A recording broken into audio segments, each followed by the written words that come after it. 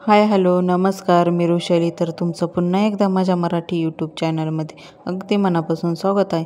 आजचा दिवस तुम्हाला अगदी आनंदाचा आरोग्याचा जाऊ ही स्वामीचरणी प्रार्थना. तर चला आज मला इथे उडदाचे पापड करायचे आहे. तर मग पापड करण्यासाठी कशी प्रोसेस आधीची करून घ्यायची तर मग मी तुमच्यासोबत शेअर करणार आहे. तर येथे मी 5 किलोची डाळ घेतलेली आहे. तर मग सर्वात प्रथम येथे मी आपलं टोकरी पण घेतलेली आहे आणि त्याला असं कापड बांधून घ्यायचं, आपलं साडीचं कापड किंवा ओढणीचं कापड असं बांधून घ्यायचं आणि आपली उडदाची डाळ असते त्यावरती ती घसून घ्यायची. तर ते जे घाण असं धुळी धाळीचं जे असतं ना ते सर्व काही निघून जातं. तर मग छान अशी साफ पण होते. तर हे बघा माझे पण हात असे थोडेसे सफेद पण झाले. तर ती जी धूळ आहे ती निघून जाते मग ती कपड्याच्या यानं गाळल्यानंतर. असं गाळून घेतल्यानंतर मग पापड पण असे काळपट येते नाही, म्हणजे त्यात ती डाळीला जी धूळ लागलेली असते तर ती धुळीचे मग आपण पापड करायला घेतल्यानंतर असे थोडे काळपट पण पापड येतात. त्यामुळे मग सर्व काही धूळ निघून जाते. तर गाळल्यानंतर डाळ गाळल्यानंतर तर बघा त्याचंवालं पीठ कसं निघतं. तर असं थोडं काळपट पण पीठ दिसतंय तर ती धूळ जमा झालेली असते त्यावर, त्यामुळे मग ते असं थोडं काळपट दिसते डाळ पण. मग अशी गाळल्यानंतर छान पापड येतात. काही काही डाळीला पॉलिश पण केलेले असते तर त्या डाळीचे जे आपले कूट होतो तयार तर त्याचेवाले थोडेसे पीठ पण तयार होऊन जातं. त्यामुळे मग हे पीठ पण निघून गेलं म्हणजे धूळ सर्व काही निघून जाते. तर मग त्यानंतर मग मी सर्व डाळ ही दळायला दिलेली होती. तर मग डाळ दळून आणल्यानंतर मग सर्व काही डाळ अशी मी चाळून पण घेतलेली आहे. तर मला हे 5 किलो उडदाचे पापड करायचे आहे. तर मग मी सर्व अशी ही डाळ 5 किलोची डाळ गिरणीतूनच दळून आणलेली आहे आणि चाळून पण घेतली आहे. तर मग त्यानंतर मग 5 किलोच्या डाळीसाठी मी इथे रामबंधूचे पापड मसाला हा 5च पुड्या आणलेल्या आहे. म्हणजे 1 किलोला 1 पुडी वापरायची असते. तर मी इथे सर्व अशा 5 पुड्या आणलेल्या आहे आणि मग त्यानंतर मग सर्व पुड्या अशा एक साईडला फोडून घेतलेल्या आहे.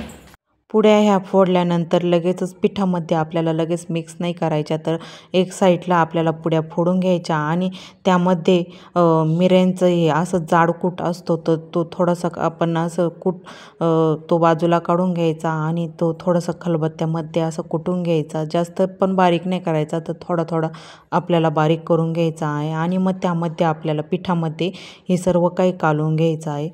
पापड मसाल्यामध्ये हे सर्व काही प्रमाण हे त्यांनी योग्य दिलेलं असतं. तर 1 किलोला 1 पुडी असते तर त्याप्रमाणे ते पापड मसाला त्यांनी दिलेला असतो. तर मग आपल्याला आपण जेवढी डाळ घेऊ त्याप्रमाणे आपल्याला पापड मसाला टाकायचा असतो.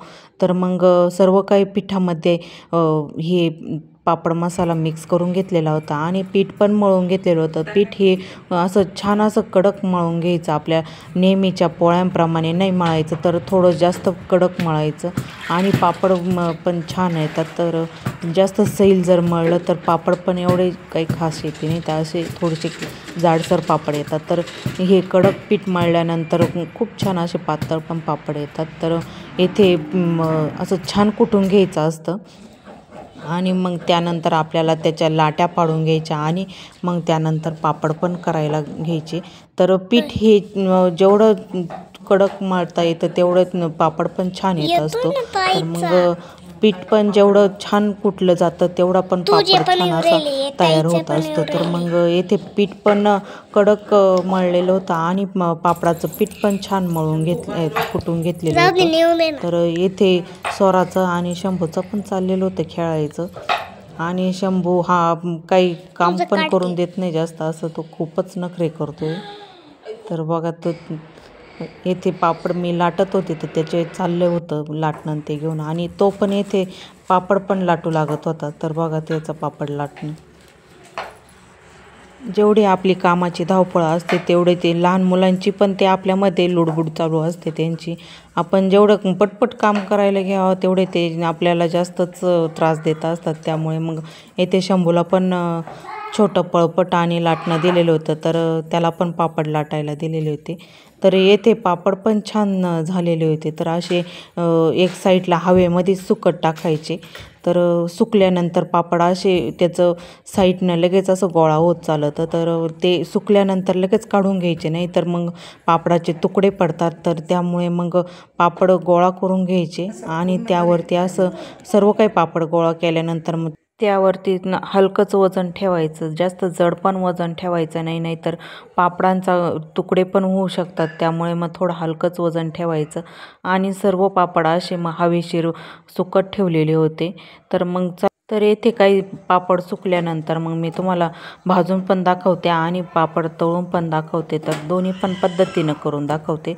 तर पापड खूप छान झालेले होते. तर ह्या पद्धतीने नक्की ट्राय करून बघा तुम्ही.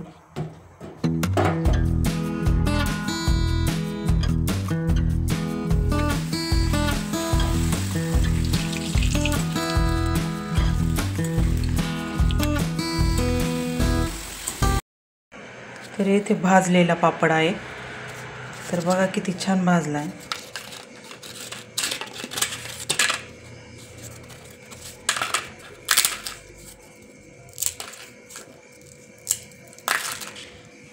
आणि इथे तळलेला आहे.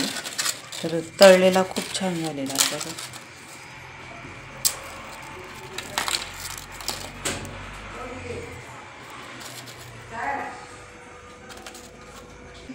तर चला, तर तुम्हाला दोन पद्धतीने पापड पण करून दाखवलेले आहे.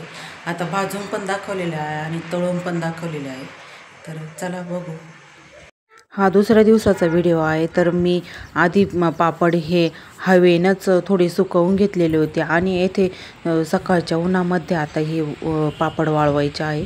तर हे सकाळच्याच उन्हात सकाळीच लवकर इथे मी आणि सासूबाईंनी पापड वाळवण्यासाठी आणले होते, वाळवण्यासाठी पण आणलेले होते आणि मग सर्व काही पापड इथे वाळण्यासाठी ठेवलेले होते. तर हे पापडांना जास्त ऊन नाही द्यायचं, कडक ऊन नाही द्यायचं, तर सकाळचंच कवळं ऊन द्यायचं असतं. तर छान असे पण सुकल्यानंतर मग सगळे गोळा करून घ्यायचे. तर सकाळच्याच उन्हात हे वाळत घालायचे असतात, तर कडक उन्हामध्ये नाही वाळत घालायचे. तर चला, आजचा व्हिडिओ तुम्हाला आवडला असेल तर व्हिडिओला लाईक करा, कमेंट्स करा आणि चॅनलला पण सबस्क्राईब करा. नवनवीन व्हिडिओसोबत भेटूया. बाय.